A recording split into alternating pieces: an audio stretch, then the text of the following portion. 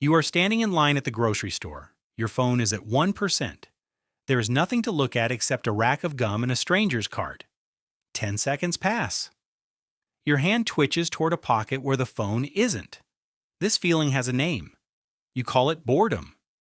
You treat it like a malfunction, something to be patched over as fast as possible. But the real answer is far stranger. That itch you feel when there's nothing to do might be the single most important survival tool your species ever built. Think about that for a second. Boredom feels like emptiness. It feels like a void, a kind of mental static that you'll do almost anything to escape. People in psychology experiments have chosen to give themselves mild electric shocks rather than sit alone with their thoughts for 15 minutes. 15 minutes.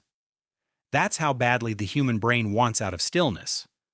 So why would evolution build something so uncomfortable into you on purpose? Here's the reframe. Discomfort is not a bug. Discomfort is a signal. Hunger doesn't feel good, but it keeps you from starving. Pain doesn't feel good, but it keeps you from putting your hand back on the stove. Boredom might work the exact same way. Not as an absence of stimulation, but as an alarm.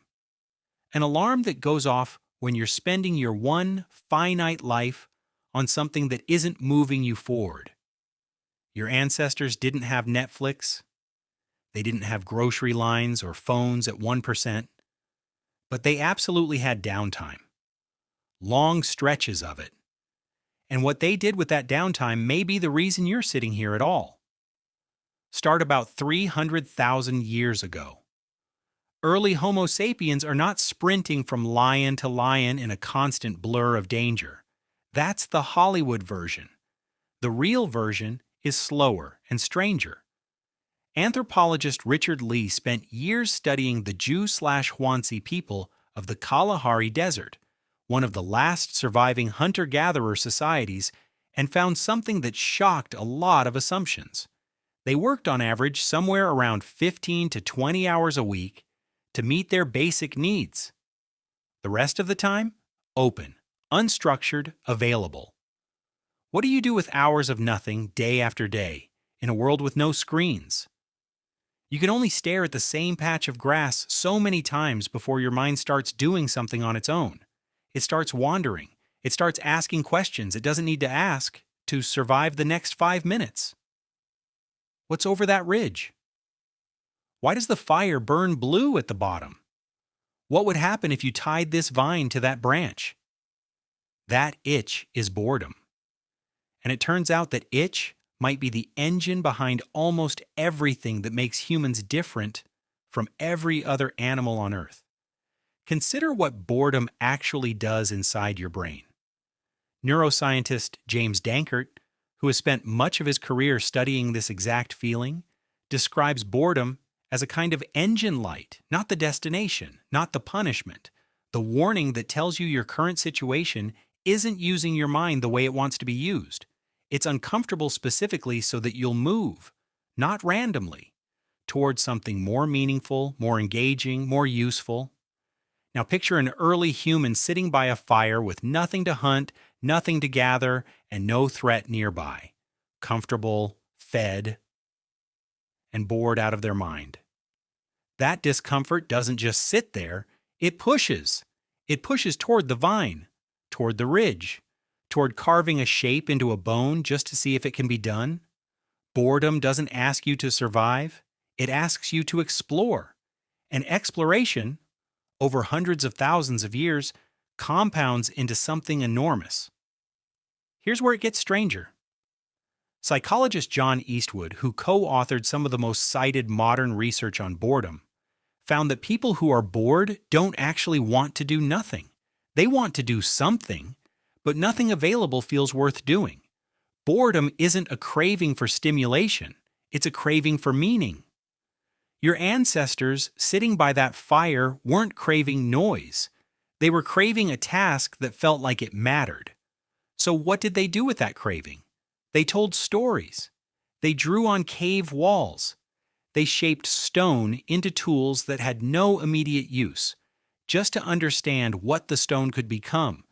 Every one of those acts starts in the exact same place, a mind with nothing urgent to do and an unbearable itch to fill that space with something that felt like progress. Now here's the twist you didn't see coming. Boredom might not just be the cause of human creativity, it might be the cause of human intelligence itself. Animals with short lifespans and constant survival pressure rarely evolve large, energy-expensive brains because there's no room in the schedule for a brain to sit idle and wonder. But something happened in the human lineage. Brain size roughly tripled over about 2 million years, and one of the leading explanations researchers point to is exactly this kind of unstructured time. A creature that occasionally has nothing pressing to do and finds that unbearable is a creature under constant internal pressure to invent something to do. Across enough generations, that pressure doesn't just produce a few clever tricks. It produces language. It produces art. It produces the ability to imagine a future that hasn't happened yet, purely because imagining it feels better than sitting with nothing. Let that sink in for a moment. The same restless, itchy, uncomfortable feeling you get when your phone dies in a waiting room might be a fossil, not a modern inconvenience, but an ancient engine still running exactly the way it was built to run, hundreds of thousands of years later. But if boredom built your intelligence, why does it feel so bad today? Shouldn't something this important feel rewarding instead of unbearable? Here's the answer, and it's a little uncomfortable. Boredom was never designed to feel good. It was designed to feel bad enough that you couldn't ignore it. A gentle nudge wouldn't have worked on a creature with a fire, food, and shelter, and absolutely no urgent reason to move. It had to feel like something was wrong.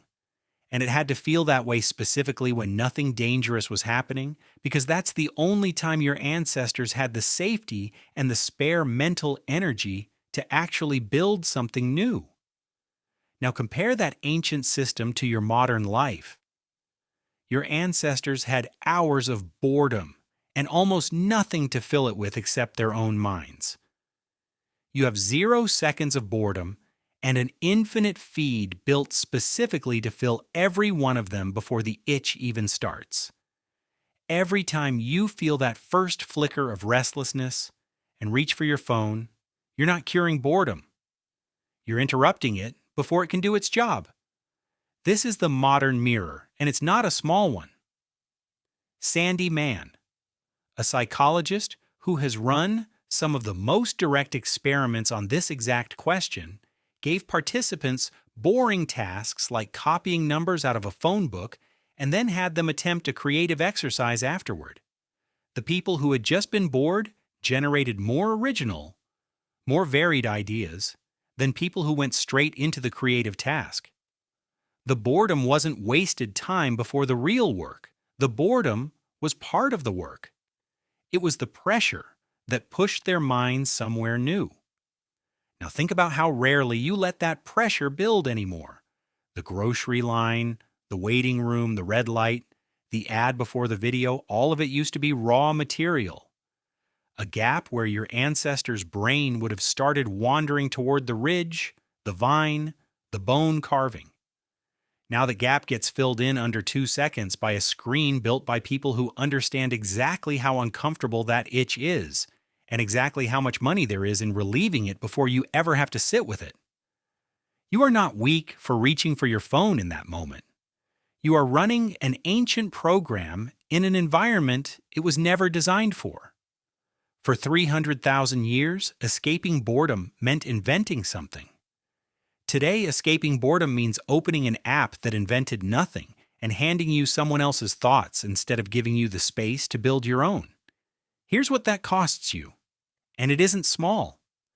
If your brain only grew this large because boredom kept forcing it to wander into new territory, then a life with 0 boredom might be a life with a brain that never gets pushed to wander at all. Not because you're incapable of it, because the itch keeps getting scratched before it can build any pressure. There's a reason some of the most consistently creative people in history protected their boring time on purpose. Long walks with no destination, long showers with no music, empty afternoons with nothing scheduled.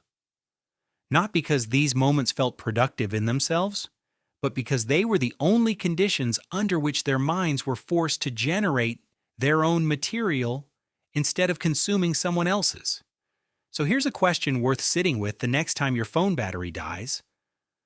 What if that 10 seconds of static, that itch you can't quite stand, is not a glitch in your day, but the exact same pressure that once pushed a hairless ape sitting by a fire to pick up a rock and wonder what it could become? What if the discomfort isn't something to escape, but something to follow?